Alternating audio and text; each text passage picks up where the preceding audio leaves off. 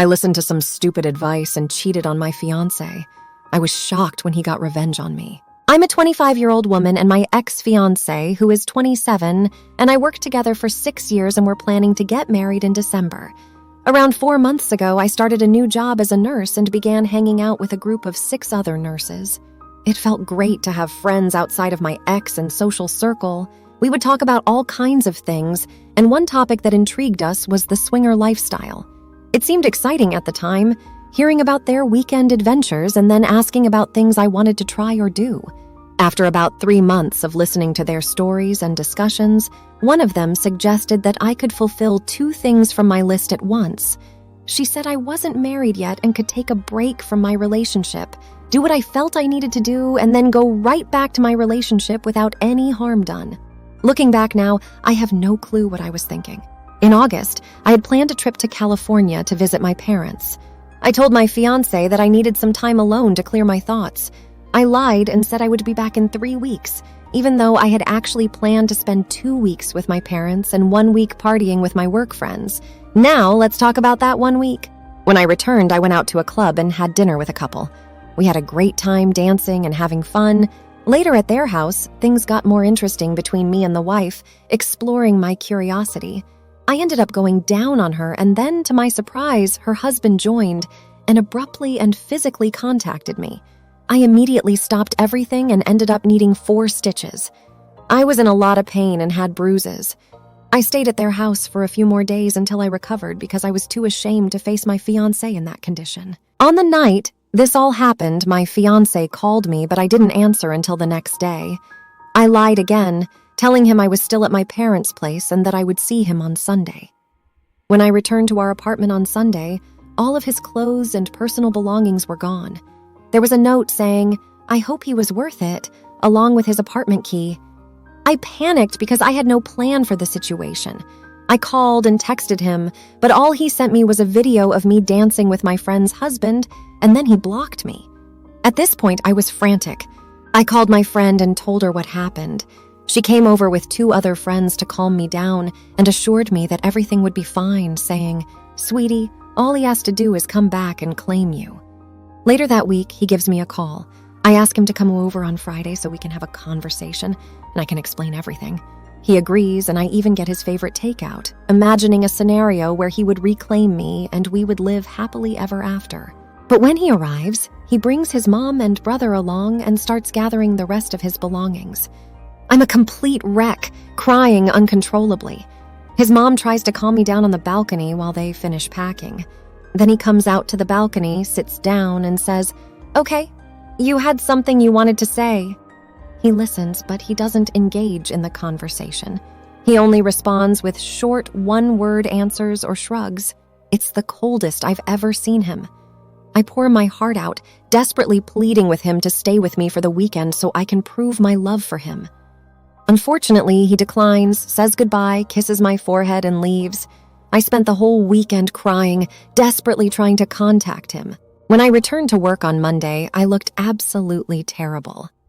Once again, my friend came up with a plan, so on Tuesday, she and I waited in the parking lot of his workplace, hoping to have a 3-way with him, thinking that would make him want me back.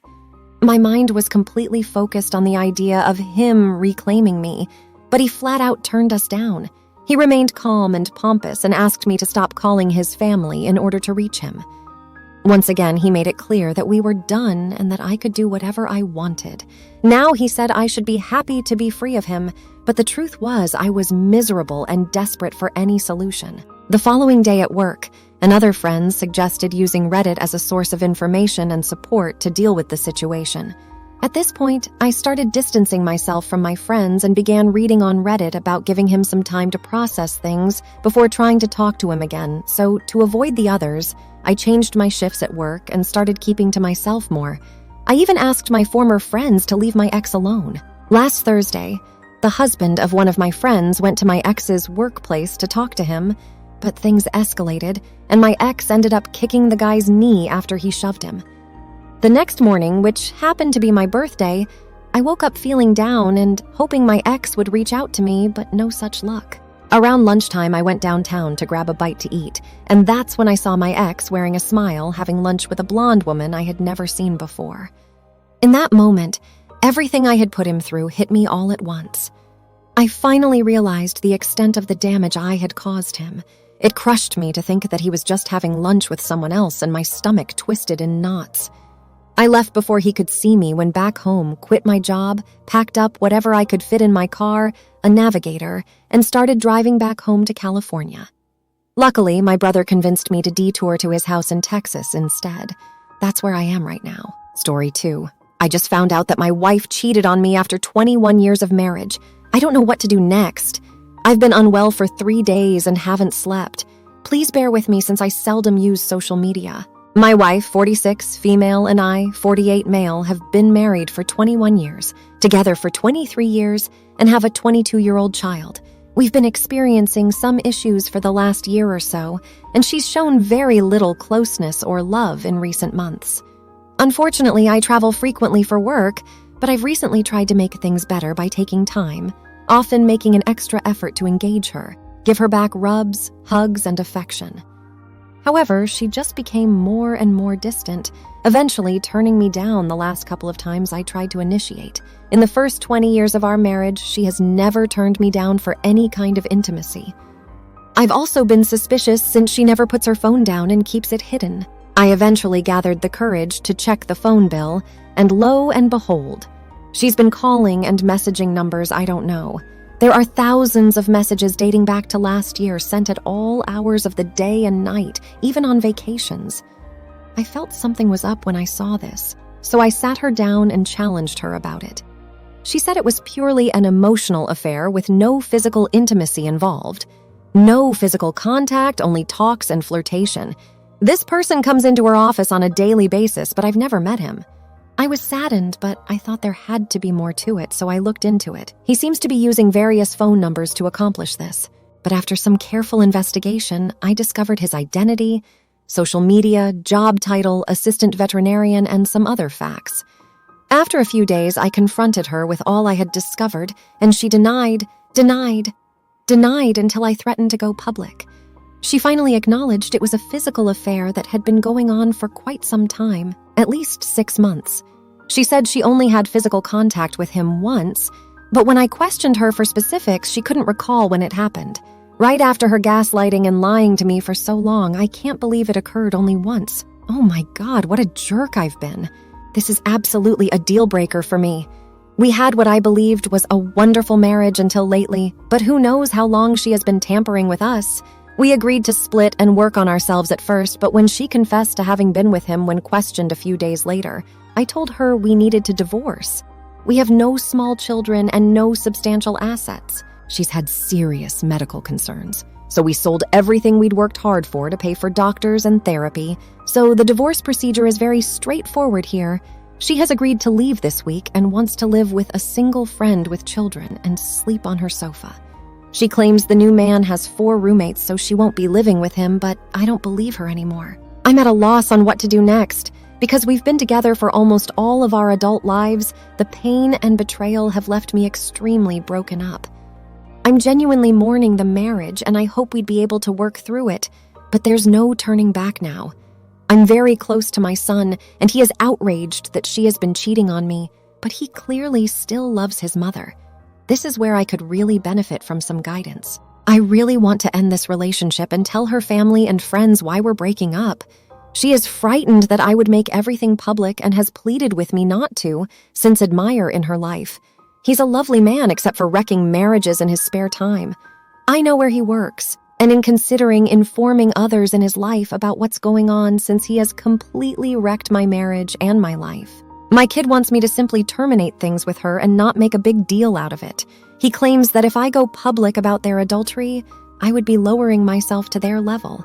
But this has damaged my heart as well as our marriage, and I'm becoming more enraged. Should I go public with them? Does anyone have any suggestions on how I should go about this? Or are there any resources that might assist me in resolving this? How will I ever be able to trust again?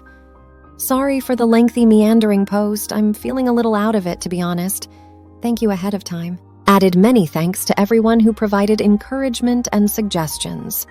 Right now, my kid is my first priority. He has just ended his relationship with his first love and cheated, so the timing is terrible. I want to follow his desires, but I've decided that at the very least I'll inform close friends and family, which will annoy my son. But after this treachery, I'm not going to allow her the opportunity to conceal her act and brush it all under the rug. I do feel the need to out my wife in order to keep some self-respect, and it's a lesson I hope my kid learns as well. Nothing here I did could ever justify this betrayal of our family. I requested her to kindly pack her belongings and go. She accepted and will leave today. Also, we are just filing a joint petition for divorce. We have no assets other than some medical bills, which we will divide, so there is nothing else to argue over. There will be no alimony or child support. I have completed the divorce papers and had them notarized, and I will file them on Monday. Edit number 2, following Sam Angry PMS, I booted her out of the home 6 days ago and informed both of our family and friends. She is allegedly living on the sofa of a friend and using her address. It doesn't really matter to me anymore since I'm just concerned with myself and my immediate family. I'm leaving a forwarding address since I'm relocating to a new apartment in 10 days. If I approach the man, there's a strong possibility I wind up in prison, so we are focusing on the future. Thank you again to everyone who commented or messaged me with nice and encouraging remarks. Thanks for your attention, brothers. Love you all. See you soon. Cheers. Thank you for tuning in to Audio Tales AI. If you enjoyed today's story, remember to hit that like button and subscribe to our channel. Your support keeps these stories coming. Until next time, remember, love, trust, and understanding are the foundation of a great relationship. But betrayal, lust, and deception make for the best YouTube videos.